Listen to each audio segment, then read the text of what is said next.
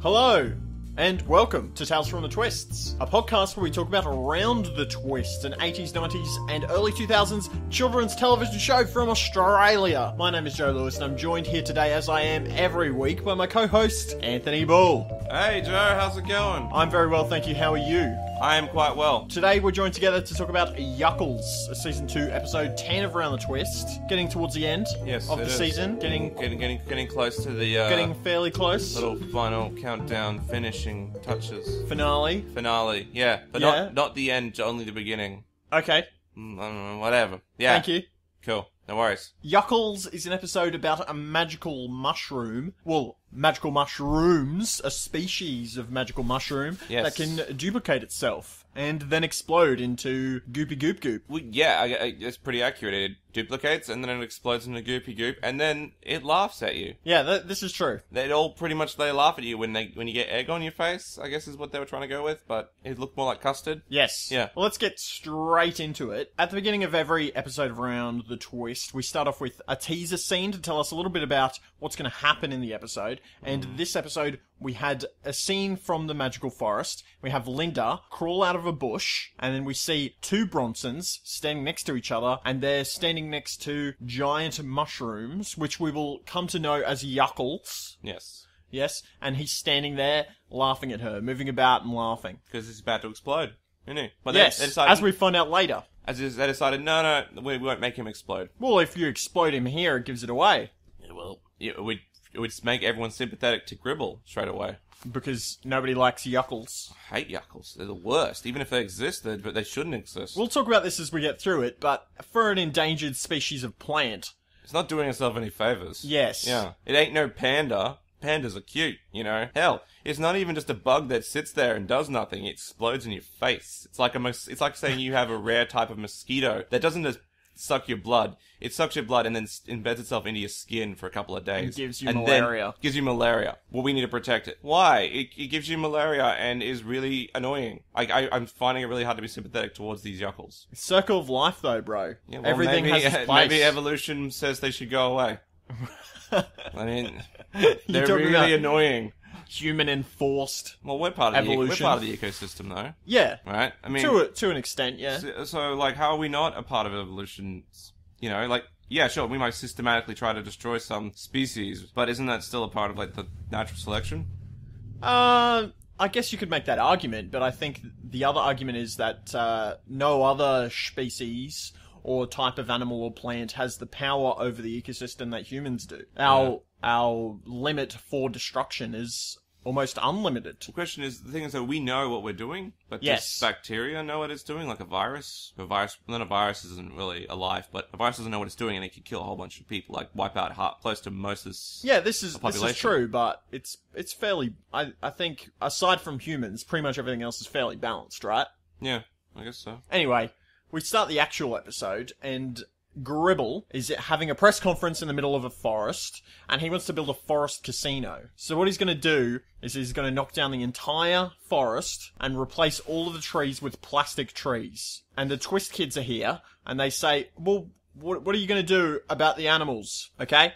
All the animals that live here in the forest, what are you going to do about them? What are you going to do about them? He's going to make plastic animals to replace them. That's just fantastic. Pretty good It's the good worst idea. idea I ever heard. No, what? Okay, so why not just a sanctuary for them? Well, this is from the brain's trust of Matron Gribble here. Yeah, well, I thought Matron's a little bit more clever. I mean, nobody in this town is clever, for starters, but she's of the people I assume would be clever. She has multiple diplomas, as we will find out. She actually got an additional diploma between this season and last season. Yes. She's got 6 now, that's a lot, I guess, yeah. Gribble's a big fan of all the benefits of a plastic forest, because they don't litter. Yeah. You know, they don't use water. That's true. They don't, take up as much space. Yeah. Plastic trees, they're pretty great, but Bronson says... They're not really trees. Yeah, it's not a tree though, is it? What is a tree? I don't know. A big brown thing that drops leaves? Does that really define What is a the tree definition is? of a tree? I don't know, it grows in the forest and it Yeah, it's brown, and yeah, I guess It you're has kind of right. leaves. It feeds the. I don't know if it does. Like, really, does it matter? Photosynthesis. Yeah, I guess so. Synthesis. Is Photosynthesis. involved. The thing is, like, Gribble's like, oh, it doesn't use all these things like Yes. water and litter, and it's like, but that has zero. Doesn't recycle oxygen. It doesn't. Well, it does recycle oxygen. A plastic tree. Oh, plastic tree. Okay, but I'm like thinking to myself, it doesn't actually drain any resources from society to actually do it. So I don't. Yeah. It's like that's not really a good argument to say. Oh, this thing it wastes all this water. It's like, yeah, but that's water that's in from the sky. You can't really control that. Yeah. Well, for now, I imagine you could eventually with like a giant funnel. The thing about plastic trees, though, is that they cost oil, which is an earth natural resource. So they probably they definitely cost more than a real tree. Yeah, that's true. I think that's kind of the point, though, of this scene. Yes, to say, oh, we want to, I don't know, we love trees. Capitalism, it's so evil. I guess so, yeah. The Well, it's kind continual of dumb, point. though. It's a dumb thing, alright? It's this whole thing with Gribble trying to build a casino in the worst places is really dumb. Yes. Okay, last time I think we wanted to build it in the treehouse. Are there not more available locations in Paradise or Port Miranda, as other people call it? Are there not better locations than bloody forest Or the lighthouse. or the lighthouse? I'm sure there are other locations, and even so, can't you just take a portion of the forest and leaving a small nature reserve? Find a location Yeah, where you don't have to destroy anything yeah, pretty much. and build it there. That's exactly it. Just find a place which does the least amount of damage. I mean, if you're looking to build somewhere, I'm sure there's some, I don't know, there's farmland. There's tons of farmland, actually. I'm sure there's a farmer who's willing to sell his farm, because you know what? You know, if farming, it's tough, and he doesn't feel like doing it anymore. Oh, but it's my family land. I could never sell the farm. I'm sure there's some guy who's like, you know what? I'm sick of this farm shit. I hate it. Some farmers love it, but some will be like, I hate it. I bought it from some guy, or I won it from some guy in a poker match a couple of years ago, and I hate this farm. So he's like, sells it to Gribble because, screw it, I want to live in, I don't know, the Gold Coast and drink mojitos or whatever. Yes. The thing about Port Miranda is, in Season 2, it has an ever-shifting geography. Yeah. Where is this rainforest? Can rainforest even... rainforest would grow. It has the most I don't diverse even know. ecology of any town ever. Absolutely.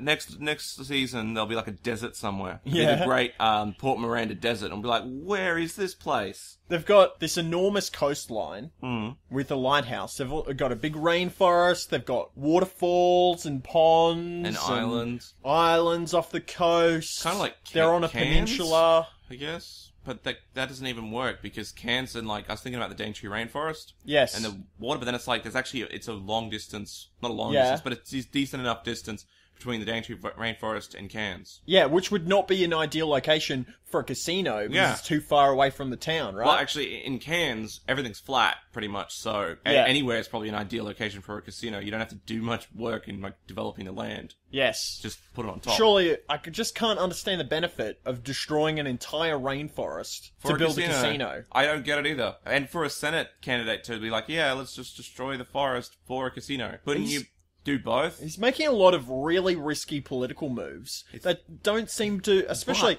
these are the people that are going to try and vote him into Senate, remember, right? there are people who did vote for, what's his name? Who? For Gribble. There were people who wanted to vote for Gribble. Yeah, because... They liked his ideas. Well, as we see a bit later, maybe all he's of his making the ideas... decisions, or, maybe he's making the, maybe he's trying to make decisions that nobody else wants to, but everyone else They needs secretly to happen. know that they need. Well, like, Snapper at the end, like, people want to, they're putting up their hands, and like, oh, all in favor of building the casino, all against, and Snapper tries to raise his hand, and then Face, smacks it down, saying, no, you can't vote for this. Well, obviously, Snapper probably thinks internally that this casino is going to be good for jobs. You know? Anthony's talking about something that happens a little bit later in the episode. Yeah. But the point is that there must be a problem with the economy in Port Miranda. For him to be pushing this hard and to have the amount of support that he has... Yeah, there must be a real issue with There must be an issue with jobs. Yeah. There really must be. Because everything that he does bring, like the videocade and all the stuff, the video library, the whatever else he was talking about building last week, it seemed like they were successes. Like there were enough people that didn't have jobs already in this small town to be able to fill them,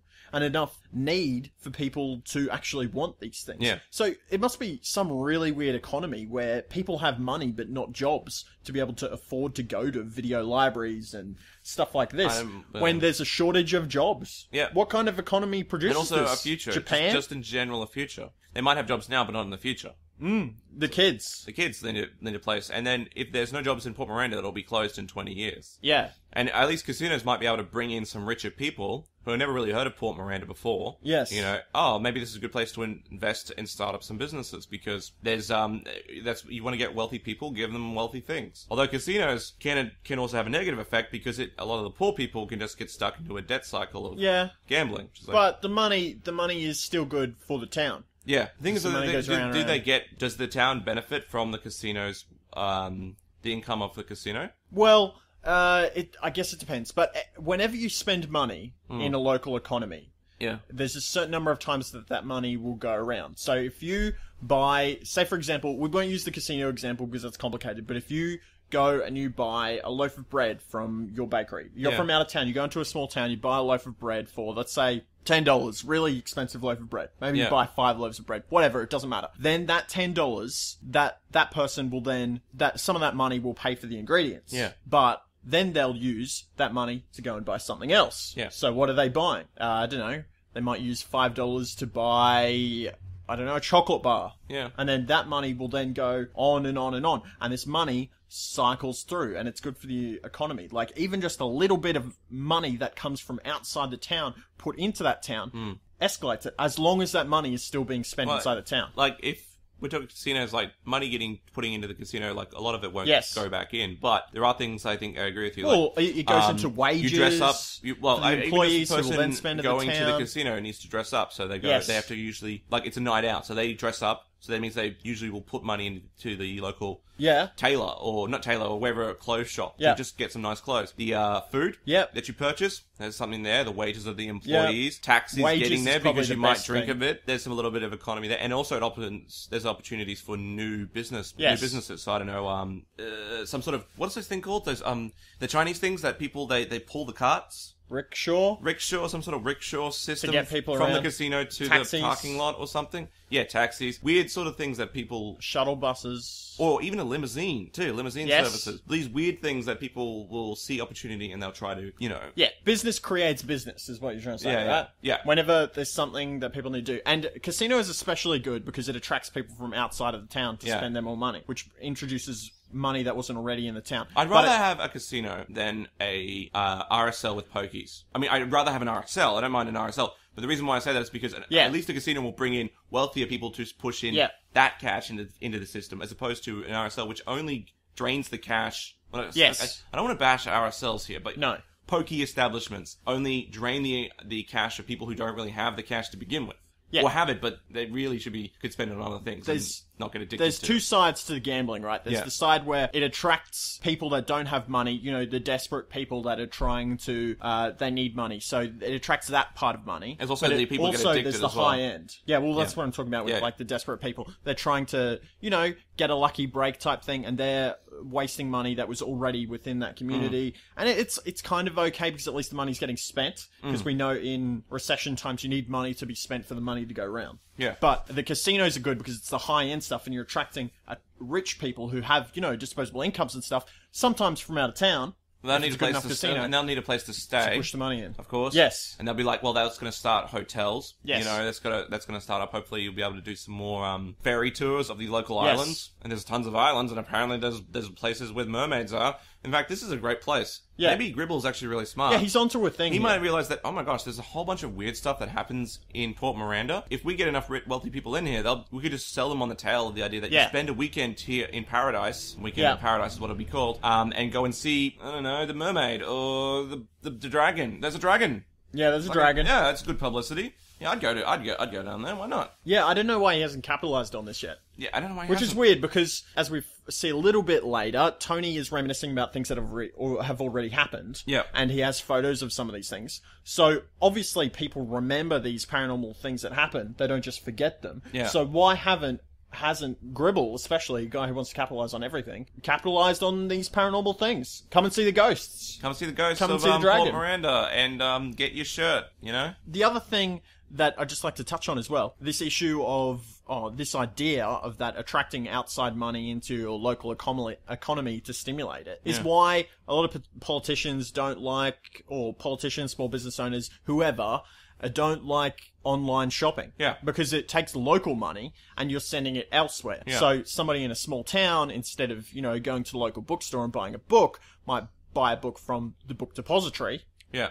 Might be cheaper, but that money then goes, to the UK or wherever. There's actually a website called the Book Depository. Yeah, it's really good. Oh. It's actually a really good website. Yeah. Really cheap. No, you don't pay for shipping. Yeah. The book price is actually really reasonable, cheaper than you can probably get in a shop. And the shipping, especially coming from the UK, it used to be about a month. Now it's, a week, maybe 2 at most. Yeah. It's really good. Fair enough. And the prices are the main thing, and no shipping. Yeah. Well, anyway, we're not being paid to advertise the We're book not paid to depository. advertise them, yeah. But, I guess that is an issue for a lot of small businesses. Yeah, because it's an issue for the town as well. Yeah. Well, because if you're in Port Noranda and you're not spending money at the book, that money from the book is then not going to, the person that you buy the book from is not going to buy from the local cafe, who'll buy from the bakery, who'll buy from the whatever. Support your local bakeries, by the way. Instead, that money is going overseas, and, that's money that could be staying in the town to stimulate it and going outside even if you taxed it, that goes at the federal level and not the local level, so you're never going to see any of that cash. Yes, exactly. It's bad, but,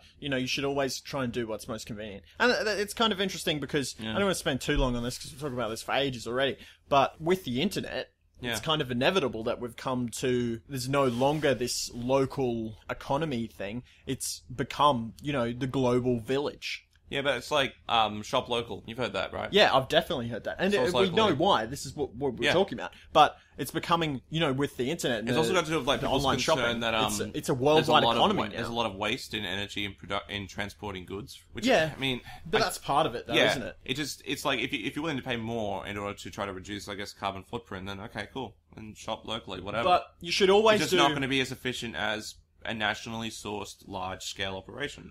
That's just. You have to accept that fact. You should always do what's cheapest. That's what the best for you, and ultimately the best for your economy. Whatever is most convenient. No, you should do whatever offers you the most value. Yes. Right, and that could be even just in moral value. Even if you feel, I love doing this and it makes me feel good. Well, if you're doing it and you're doing hard of it because you're feeling good and you're willing to pay the extra $1, go for it. Yeah, because you're getting the benefit out of it. Yeah, you're getting the benefit out. Don't do it because you feel like you have to. Yeah, exactly. Anyway. Go on. Now back to the show that we record and review or recap on.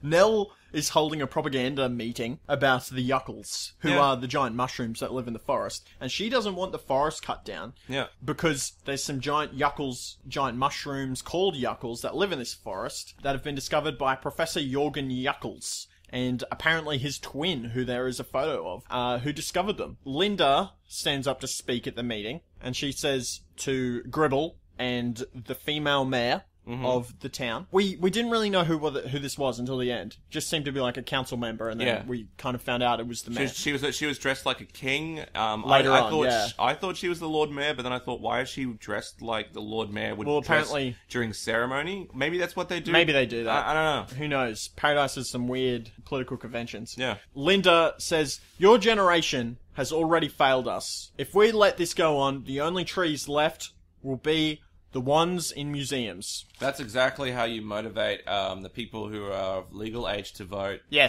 your cause, by first off saying that you have failed us. Yep. And it's all your fault. Now do what I say. Yeah, I'm gonna listen. It's like saying, it's like when someone tries to argue or tries to teach you something, and then first off they goes, but first off, F you, Yeah.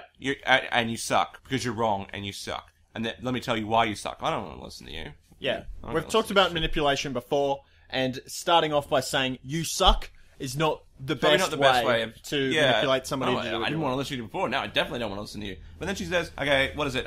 You want to put all the trees in a tree museum. Yeah. And charge the people $1.50 just to see them. She doesn't say that, but... Are you just extrapolating? That's what I heard, Yeah. No. Between the lines, you heard that? Yeah, that's all I heard. But then she said I put them in a tree museum. Yeah. Yeah, obviously. Did you not hear that? No. Did you not? You know the song, right? No. They took all the trees and put them in a tree museum. What song is this? No, don't it always seem to go? You don't know what you got till it's gone. They pay paradise. Paradise. Whoa. And put up a parking lot. Whoa, except casino. Pay paradise and put up a tree casino museum. Yeah, tree casino museum. Yeah, sure. The town's going to a vote. The council lady, the mayor, she says she's tired of of polling. They need proof of the Yuckles. Listen, if you guys want these Yuckles to save the forest, then you need to give us proof, because we can't just hold... We just can't hold off development for the sake of this endangered species, because this is going to be good for the economy, the jobs. The casino is going to create a lot of jobs, there's going to be money flowing through, and if there's no proof that these Yuckles exist, there's no point holding this off. And also, not only that, it's like saying fairies live here. Yes. Mm-hmm. Do they? Yeah, you need proof. You need proof that somehow that fairies exist. Otherwise, it's like, they don't really exist.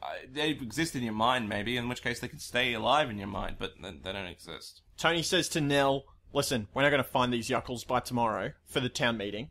There's going to be another town meeting tomorrow in which they need to show proof to be able to stop this development. They're going to have a vote at the next meeting. Like a week. And, yeah, well, you'd think so, but I think this has been going on for a long time. Maybe it was the protest. And they're kind of sick of it. Right? The protest at 7 p.m.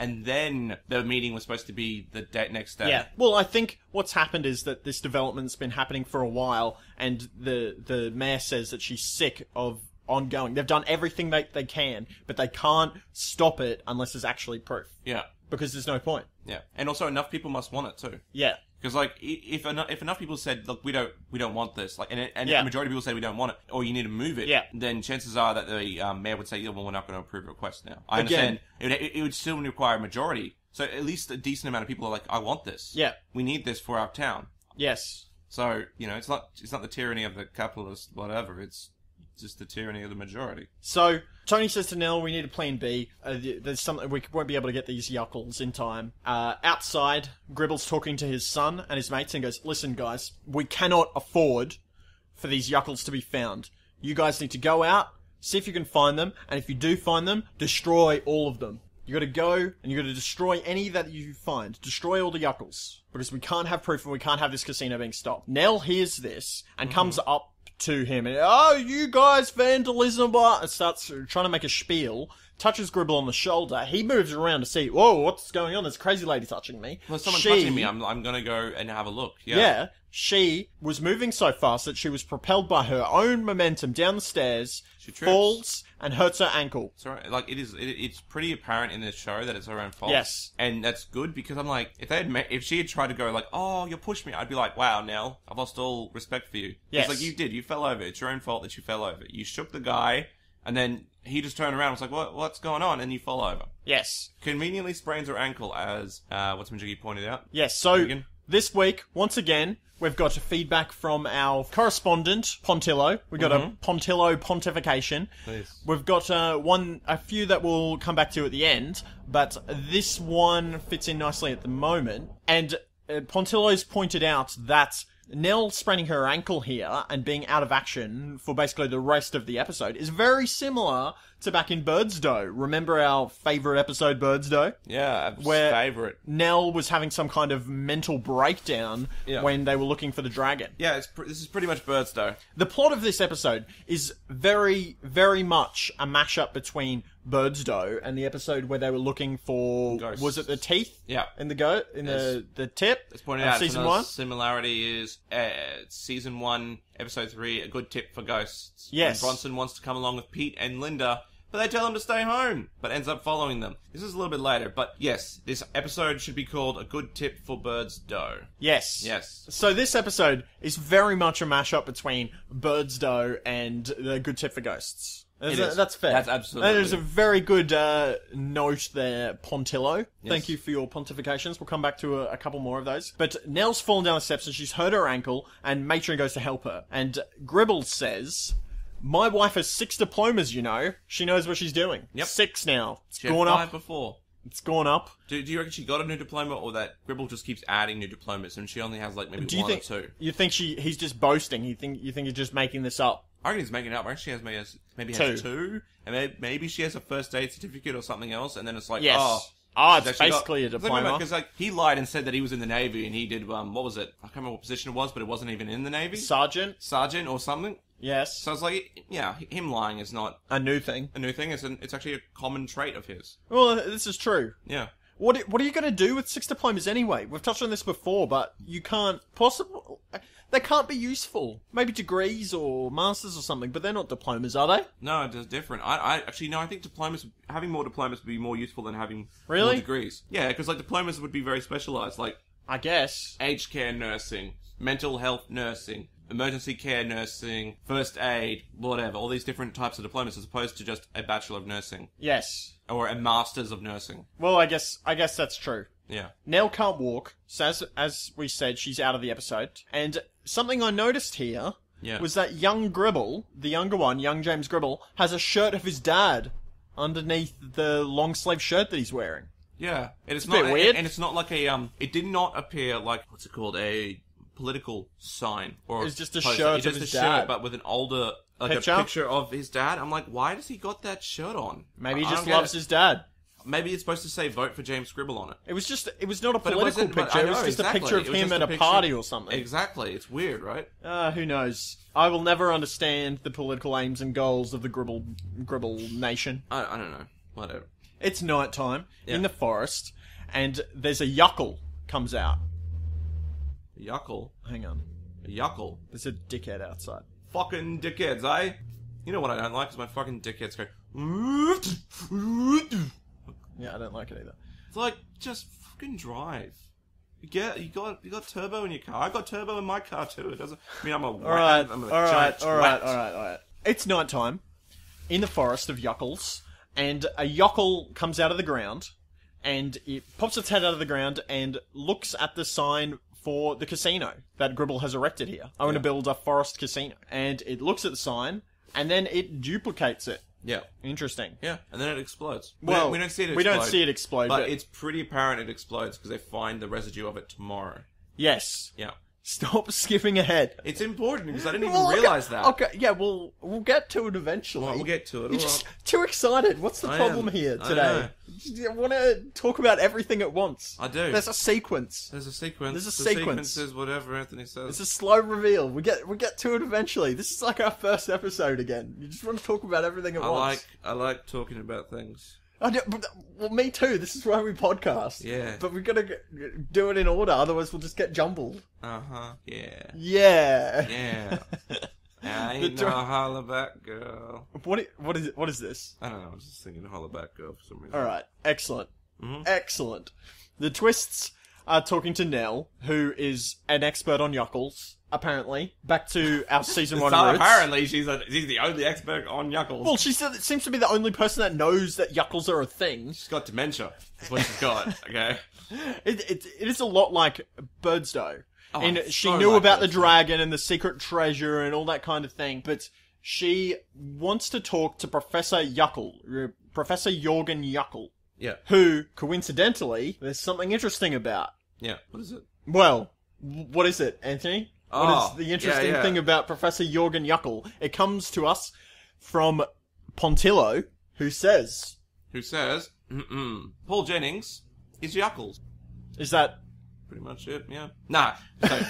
So, apparently, I didn't know this, and I was amazed that he picked this, Pontillo, he picked this up. Professor Jorgen Yuckle is actually Paul Jennings. Yes. He's not credited, but it's like a little bit of a Stan Lee-style cameo appearance. There's, and it's happened twice in the series. I didn't even know this either. Like, Ben Byron from Without My Pants, you know, the guy who... The I don't know, skeleton guy? Skeleton guy whose With the dog? who drowned trying to save him. Ben Byron's dog. Ben Byron's dog, yep. Yeah, he played the ghost of Ben Byron. Get out of here, you're saying. Really? The guy who wrote the books played those characters? Yeah, apparently. So, there you go. When a little trivia comes up and you're at a party and you say... Someone's like, oh, did you know that such and such was the king of Prussia from such and such? You're like, Yep. Did you know that Paul Jennings played Professor Jorgen Yuckle and Ben Byron in Round the Twist? And they will just drop their monocles because they'll be so surprised at what you just Drop told it them. hard. Yeah, it'll drop and it'll crack and you will be the belle of the ball. You'll be the king. You'll be the king. Much like of the Prussia. mayor. Yeah, of the mayor of paradise. Yeah. Nell says that she's going to talk to Professor Yuckle, but don't touch the Yuckles. If you go out there in that forest looking for those Yuckles, which you need to do to be able to find proof, to be able to stop the development of the forest casino, do not touch the Yuckles, because they can be quite dangerous, because I know everything about Yuckles, because I am Queen Exposition. I thought it was just like, don't touch the Yuckles because, like, when you go into a rainforest, you're not supposed Yes. to touch anything, because... you know, leave only footprints. Prints take only photos, because if everyone touched things in the rainforest, we wouldn't have a rainforest. What will we have? Well, we'd have a casino. We'd have a rainforest, but it'd be scattered in everyone's home. Ah. Yeah. Yeah. It's like the Berlin Wall. How everyone goes into the Berlin Wall and tries to chip off a piece of the Berlin Wall. Yes. And a lot of it's falling down because, people are trying to do that. Pete and Linda are going to go and look for the Yuckles, but they've decided to leave Bronson out of it, like we were saying before. Much like in some of these other older episodes from season 1, Bronson's not allowed to go. It's too dangerous. And he's very upset by this. Yes, he is. Because he wants to go. He wants to be the hero. Useless young Bronson wants to be the hero. He wants and to come he's just along, too young. you know. He wants to be involved. He wants to be involved in that. Sorry, you're too young and you're useless. Yes. So, sorry, you proved your usefulness many a time. All you want to do is eat food, so why don't we just get you some food? Yep. And there you go. You can just eat it. Just eat it, and you'll be fine. Yep. Done. Have a couple of Bronwiches, you'll be fine. Yeah. It's the next day, and Tony is looking after Bronson, while Pete and Linda are leaving, and in order to occupy Bronson's time, he's showing him pictures of his photo album of past episodes. So he's got some pictures from the Birdman competition, and he's paying special attention to Faye, because as we know, Tony is still heartbroken over his breakup with Faye. Yeah. And he's saying, oh, look, here's a picture of the Birdman competition. Here's a picture of you, Faye, and Russell the chicken from the terrible episode about hypnotism and chickens. Oh, yeah, next time around. Yeah, next time around. And the ghosts appear on the stairs. So one of them is called Matthew, one of them is called something else. It doesn't matter. They're in about less than 2 minutes of every episode. I couldn't care enough to be able to remember their names. Yeah. And one of them is quite upset because he's missing his wife, as we kind of had it hinted to us in earlier episodes. And the wife's name is Jane. So these ghosts obviously have been staying in this world because they have something to be resolved regarding Jane. Yeah. Yes. I guess so. Tony continues to reminisce. Are you sure? What do you mean? Like, say, the ghost, maybe ghosts. Maybe that Well, ghost obviously is... one of them is there for that reason, and the other one has something to do with that situation as well, because they know each other. Well, do they, or is it that they're ghosts, right? And they've hung out enough, they just sort of know each other. Well, I don't know enough about the current ghost rules, but in season 1 we never saw ghosts interact that weren't a part of the same... Story. that weren't already connected. Yeah. So we had, the family of ghosts, Nell's family, all together play the music, but they were connected. They had already an existing bond. So why are these two ghosts together? And why weren't these two ghosts interacting with Nell's family? Well, if they were together, or if they knew each other, like, you'd think that when he said something about, Jane, the way he replied wasn't that, like, he knew Jane. It was more like he sympathized with his pain. As opposed to saying, yes, Jane was a good lass. Okay.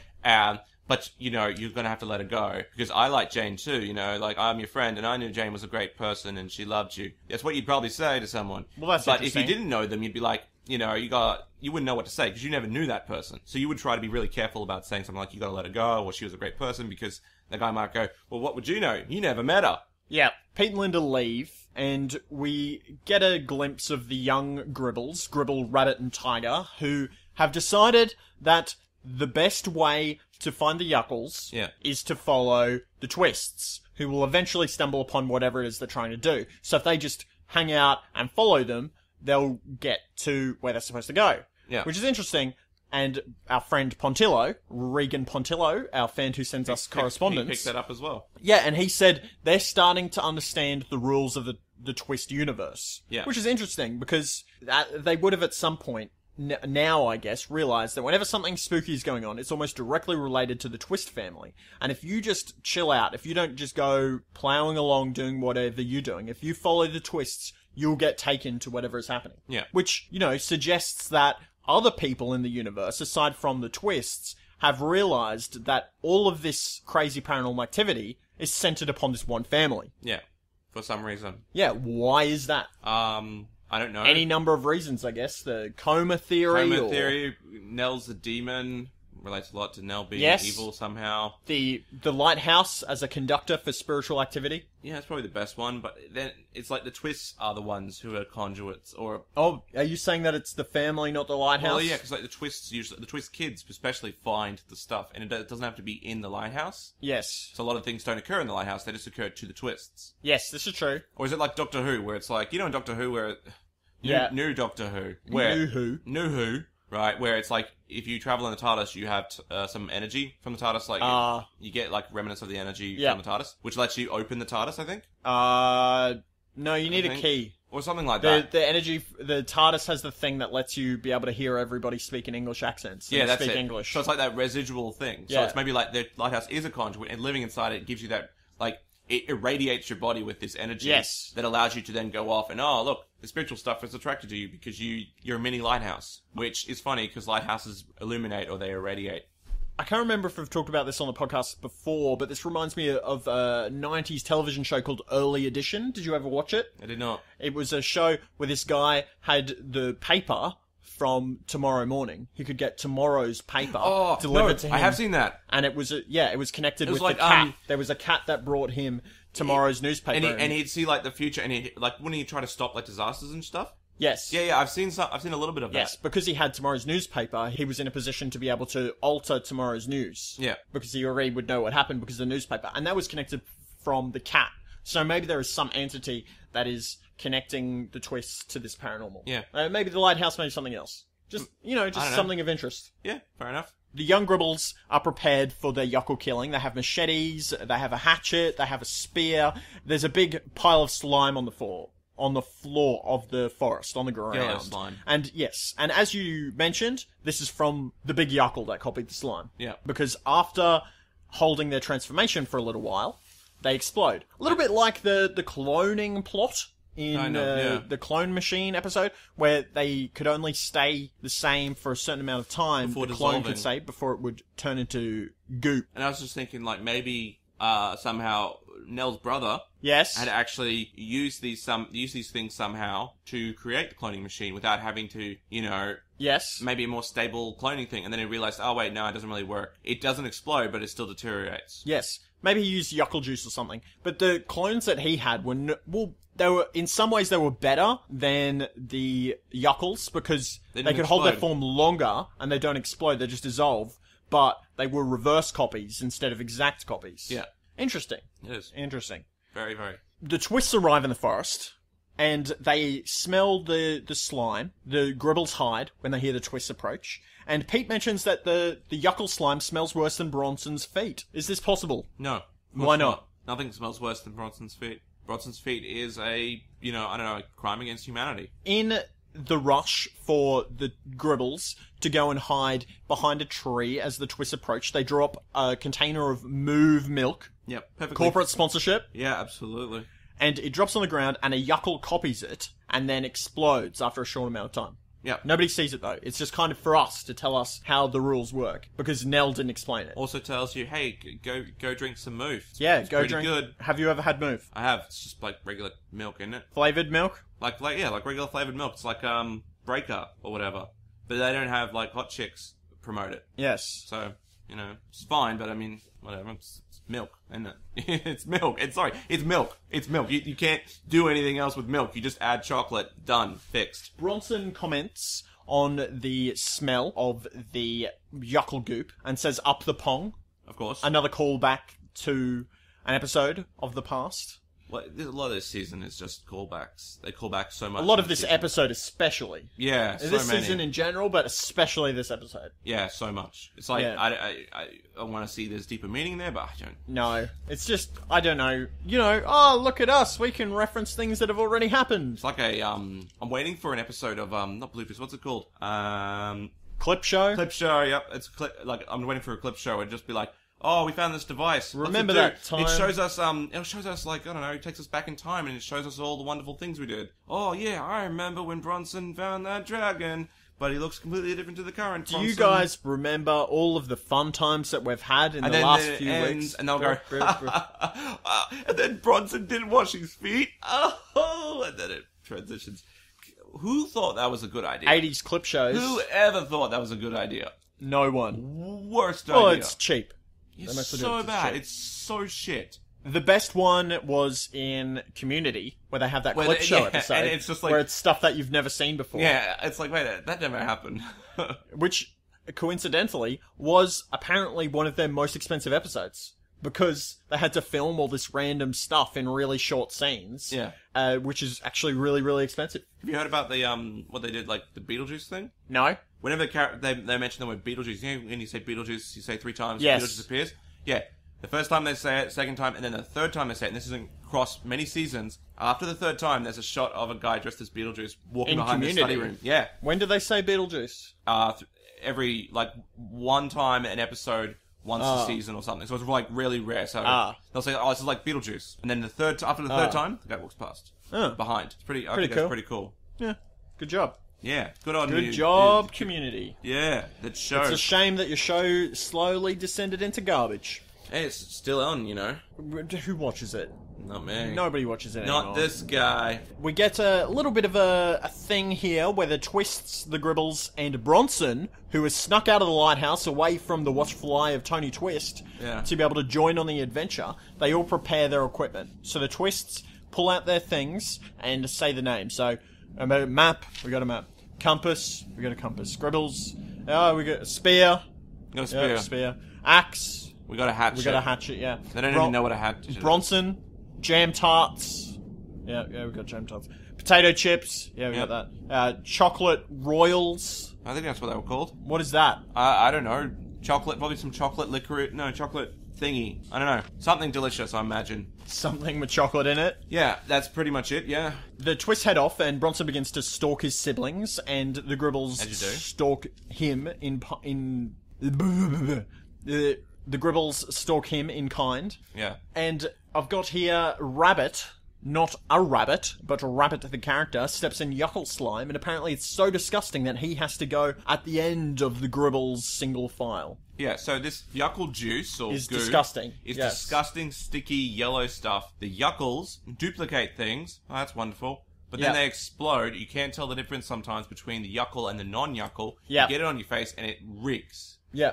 It's disgusting. So like I said, Yuckles suck. Okay. They are, what is it? They are, everywhere, and should be called exploding yellow crap. Excellent. Mm-hmm. Linda and Pete are hiking up a hill. Pete falls over and splits his bag, and it looks like his camera might fall out. Yeah, that's what I thought would happen. Yeah. We'll come back to that. They come up to a waterfall, and Linda tightropes across this massive log that's across the river. And she just kind of, across. But it was quite wide. The log is really quite wide. I don't know why they were tightroping across it. There was no moss on it either. Nothing slippery. Pete follows, and he's really nervous, and he slips and crunches his nuts. Does the splits on either side of the log. Yeah. How much would this hurt? A lot. Is that all you're going to give me? Yeah, well, it would hurt a lot. I don't need to describe to you what getting kicked in the nuts feels like. I asked you this question so I can quickly glance ahead at my notes so I can get prepared. Oh, okay. And you... It would feel... You just give me one word. Alright, it would feel like getting kicked in the nuts. Excellent. Would you like me to demonstrate what that feels like to you? No. Because you seem like you don't know what that feels like. I know what it feels like. I don't know if you do. I might have to show you. And then you say, oh, how many weeks have we been doing this? Well, okay. Alright, so long story short... Yes. It feels like getting kicked in the nuts. Thank you. And if you don't have nuts... Yes, what does that feel like? It feels like getting punched really hard in the stomach. Yes. Kind of. If your funny bone was in your stomach. If funny bone was in your stomach and someone punched you really hard. Yeah. Yeah, that's about it. Everyone hears Pete screaming. Pete accidentally drops his compass as he climbs off the log in pain and doesn't notice. Yeah. We see a Yuckle pop out of the ground, and it copies the compass. Bronson comes to the log and crawls across. When he gets to the other side, he sees and grabs one of the compasses. He accidentally grabs the Yuckle compass, and it explodes in his face. 3 Yuckles appear out of the bushes and watch him. I didn't even know they had eyes, but apparently Yuckles can watch things. Creepy. Rabbit is hugging a log as he crosses it. This is obviously a couple of minutes later. He's trying to get across, and the other 2 have already passed the log, and they're goading him to cross. Yeah. And he'll get there eventually. Pete is hiking through the bushes with Linda, and he mentions that he's hungry. I don't really understand what this is about, but he asks... He said, we want a ham with some... A ham sandwich with lettuce and cheese. And he's really hungry for that. And some, mustard too, right? Yeah, mustard. A ham with mustard sandwich with lettuce and cheese. Why? I don't understand what this is about. I thought maybe that'd be like a cutout scene or something, but it doesn't make any sense to me. He drops a cup out of his bag that has a big split in it. Yeah. Not the camera. The camera hasn't fallen through. Bronson makes some noise, but everyone hears it, but nobody does anything about it. You know what would have been better? What? Because you know how Bronson loves food, right? Yes. Let's say that Pete actually had that type of sandwich. He said, are you hungry for a such and such? Yes. No, I'm not hungry. Good. Then I'll eat this sandwich all by myself then. He pulls it out, and then Linda just goes, knocks it out of his hands because, you really need to go and also, Yuckles. you suck because I was supposed to have half of that. Now that you're not giving me any, I'm not going to let you have any. Whatever. Falls to the ground. Then the Yuckle duplicates the sandwich, and then Bronson's like, sees a sandwich, he's like, wow, I'm hungry for that sandwich, and then it turns into a Yuckle turns into the sandwich. Yes. And he's very tempted, he's tempted to eat it, but he sees that it's transformed. It'd be far more interesting to Bronson than seeing a cup. Yes. You know, food is like, I don't know, he's got eagle eyes for food. Yes, this is true. So Bronson approaches where they've dropped the cup after Pete and Linda move on, and he throws a rock at it because he sees that there's two sitting next to it, and he's very wary since one has already exploded in his face. Throws the rocket at the duplicate Yuckle, and it explodes. So he knows that they explode on contact. And laughs. There's laughter. Like, is this like some sort of like organism? Yes. So like they take glee. Sort of linked together. Yes. Because like it doesn't seem like it's that particular one exploding and laughing. It's like the whole of all of the Yuckles are laughing and thinking it's all hilarious. Pete and Linda wander into Yuckle Forest. There are massive Yuckles everywhere. So far we've only seen small ones. There's some really large Yuckles here. Not moving either. Some of the Yuckles that we've seen have moved around or have been hiding. These ones are staying still. Pete wants to grab one and take it to the meeting, but Linda says no. Nell said not to touch them because they're dangerous. Let me take some photos. Cut back to Bronson, and he finds a dropped thermos, and the Gribbles are stalking him in the bushes. Pete and Linda have dropped their backpack, Pete's backpack, and they go to pick it up. But it's been duplicated by a Yuckle. So which one is it? Oh, so they each pick one up. Bronson, he bursts into the Yuckle forest and he says, look out, you better drop the pack, it's going to explode. And they go, which one is it? It's obviously going to be Pete, because that's the thing. Like, you can never have a woman holding the exploding one. Well, goopy goop goop. Yeah. 90s Nickelodeon. Somebody's going to get gooped, and I guess it's better for Pete to get gooped? I don't know. Guess so. Whatever. I knew it was going to be Pete. He gets gooped. Yeah. The Gribbles bust in as well, and they go, we're going to destroy all the Yuckles. And so the Twists run away. Linda's got Polaroids, because her camera was a Polaroid camera. Yes, shake it, shake it, like a picture that's Polaroid. Yes. And she runs away and hides in a tree. The Gribbles are chasing everyone, but there's 3 twists. It's just happened so many times before. Yep, it's a twist chase. Twist chase. Yeah. Pete and Bronson meet up as they're running away, and Pete goes, you need to run back to the hall and stall the meeting. You need to tell them that the Yuckles are real, and I will try and save Linda. Okay. This is a bit weird. Linda ends back up in the mushroom forest. She must have gone in a big circle. I don't know, because they lost their compass, I guess. She couldn't navigate properly. Yeah, I guess so. They couldn't navigate through this forest, which seems really easy. And she hears the Gribbles coming. Yeah. How does Bronson get back? Well, we'll get to that. Okay. But first of all, in the meeting, lots of press are there. Nell arrives, and she says to Tony, look, I've investigated Jorgen Yuckles, and I just found out that he died 23 years ago. He doesn't have a twin. He was an only child. Well, Nell, the expert on Yuckles, didn't even know that the inventor of Yuckles had died not last year, not the year before, but 23 years ago. What is it? What is the purpose of you, Nell? Well, she's like What's your purpose? She is an overnight expert. You know, she's looking for a reason to fight this. How did you not know that? 23 years. It's weird, actually. Like, she must have... Yeah, because, like, well, I don't know. They didn't have the internet back then. Maybe she just made it all up. Remember, this is a guy who's a very rare researcher, probably. Like, it would be very hard to find anything... He wouldn't be in bloody Encyclopedia Britannica or whatever. Maybe he was. Or in Carter. They weren't using Carter. They didn't have that in there. So... She would have just had to get some papers and be like, oh, yeah, this is the last papers he wrote. Oh, 23 years ago, she gave him a phone call, I'm guessing? Oh, sorry, he's dead and has been for 23 years. Well, my condolences for you 23 years ago. That's what she'd say. Yeah. Good plan B here, guys. Yeah, we're going to get Yuckles in, eh? Tony did nothing. Nell, I'm assuming, did the equivalent of Wikipediaing. And then it was like, oh, look, he's died 23 years ago. What can I do now? Nothing. Good job, idiots. Yeah, it's kind of stupid. The council lady, the mayor, is dressed like a king. People are very excited about the casino because they want jobs, as we mentioned before. Yeah. Now we see Bronson, and he goes and he runs back to his bike where he's parked it. He jumps on the bike, but it's a Yuckle bike. Of course it was. And it explodes all over his face. It's like every time that you get Yuckle on your face... Yeah. Just makes you not want to save the Yuckles anymore. Yeah. If I was there, I'd say, you know what? I'd be like, fuck the Yuckles. I'm sick of this shit. Yuckles don't exist. I'd go to the meeting and say, Yuckles don't exist. Really? I looked at them...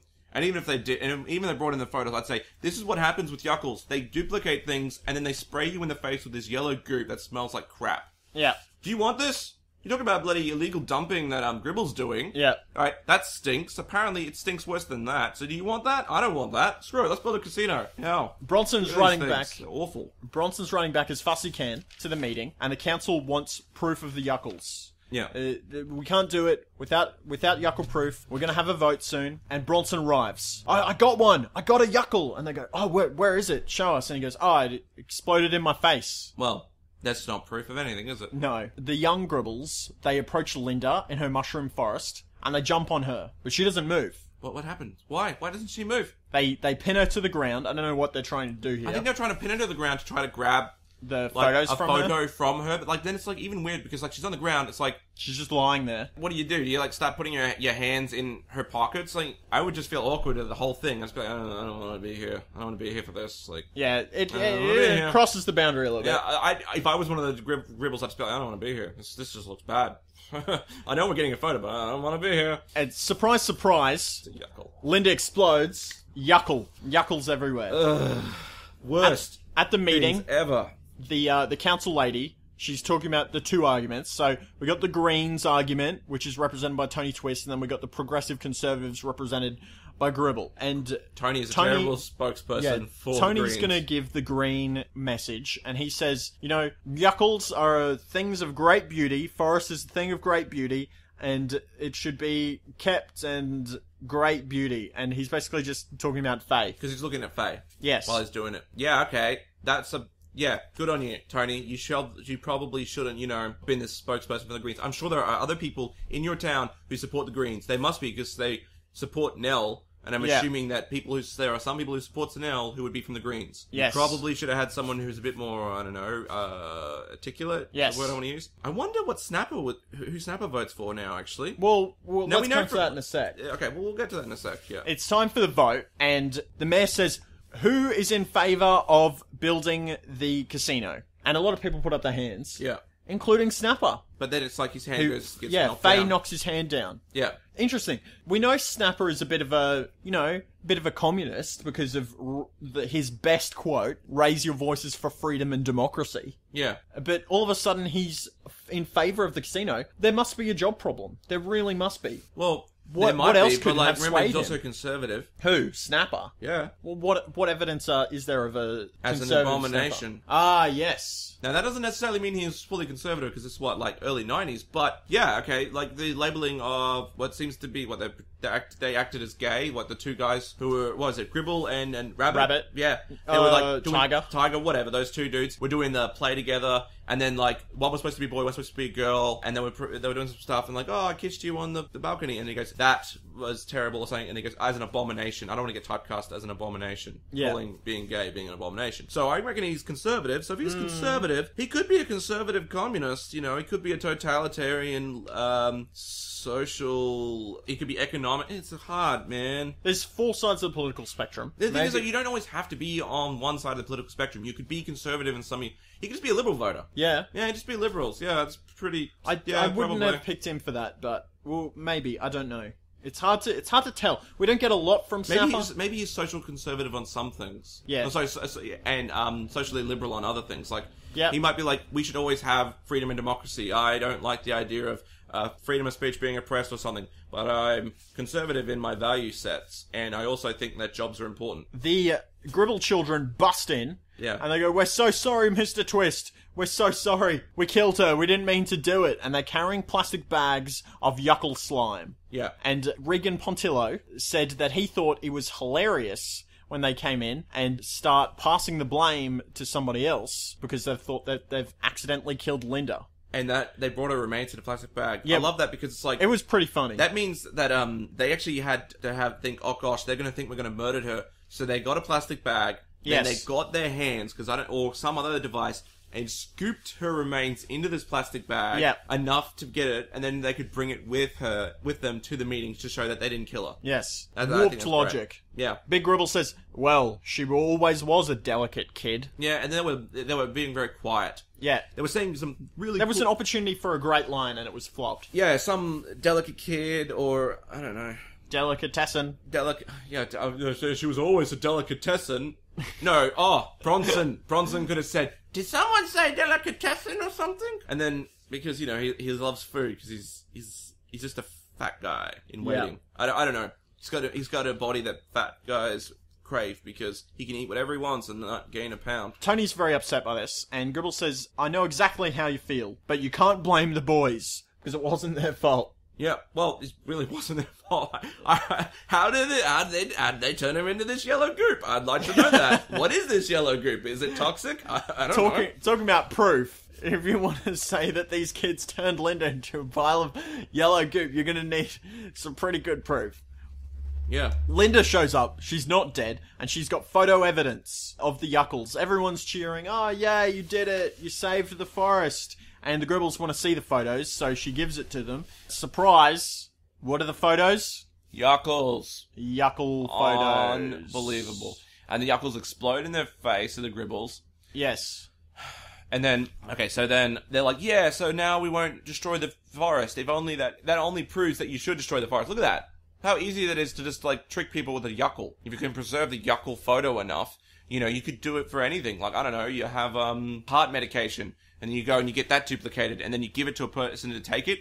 They take it internally, because it's heart medication, and then it's a Yuckle. Oh no, it explodes this yellow shit inside them, and who knows what that does to a person. Maybe it kills them. I don't know.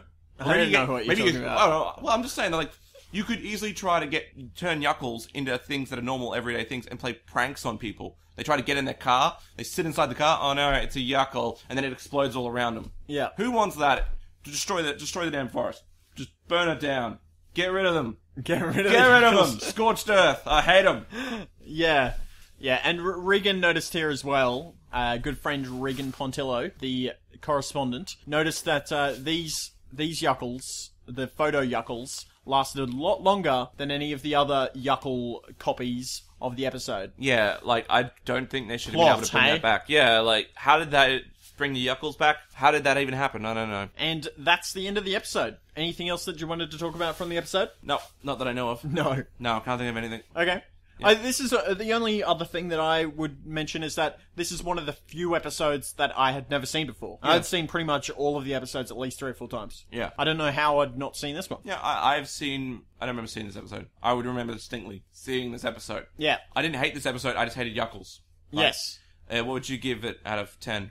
Well, let's do Regan's first. Regan has rated the episode 8 out of 10 bowls of spaghetti with a fresh salad and cannoli for dessert. I could go for cannoli for dessert, That's pretty good, pretty high opinion there. Yeah. Regan, what would you say? How many bowls of spaghetti? 7 bowls of spaghetti with garlic bread and, I don't know, beer of some form. Beer? What? Peroni?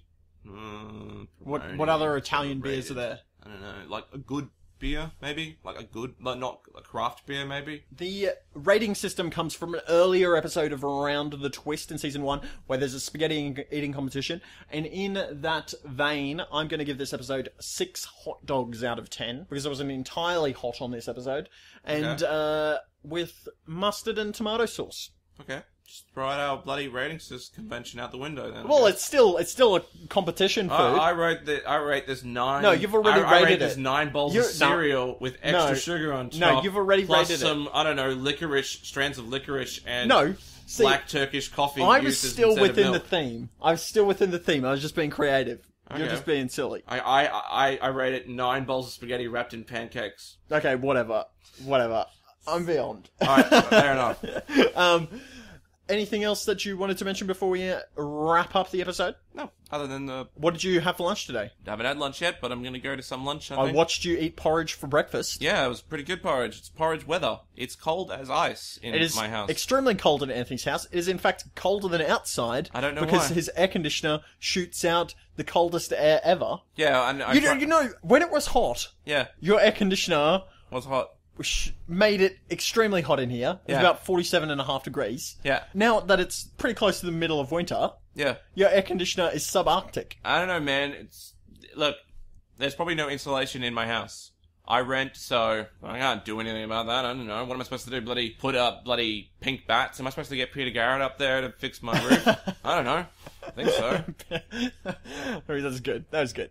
Yeah. If you wanted to learn more about our podcast, Tales from the Twists, or you want to contact us and be like Regan Pontillo and contribute to our episodes, or even just Tell us what you thought about the episode of Round the Twist. Then you can contact us on a myriad of different platforms, including... Facebook? Yes. Yes. What are we on Facebook? We are Tales from the Twist on Facebook. And don't forget to subscribe to us on iTunes because, you know, that's just what all the cool kids are doing these days. That's what they told me, at least in high school. All the cool kids are subscribed to us on iTunes. You can find us on Facebook at Tales from the Twists. And Twitter, you go TFT Twists. Because, you know, why not? What else are we on, Joe? Are we on Instagram yet? We got no Instagram. We're on YouTube as well, Tales from the Twists. WordPress website is talesfromthetwist.wordpress.com, and that's about it, really. The best way to contact us is Facebook. Yeah, it's definitely the best way to 100%. listen to our episodes is subscribe on iTunes. Absolutely. Without a doubt, the best way is on iTunes. Excellent. Or, you know, it's not. Whatever. Do whatever you want to do. And that concludes our episode of Tales from the Twists.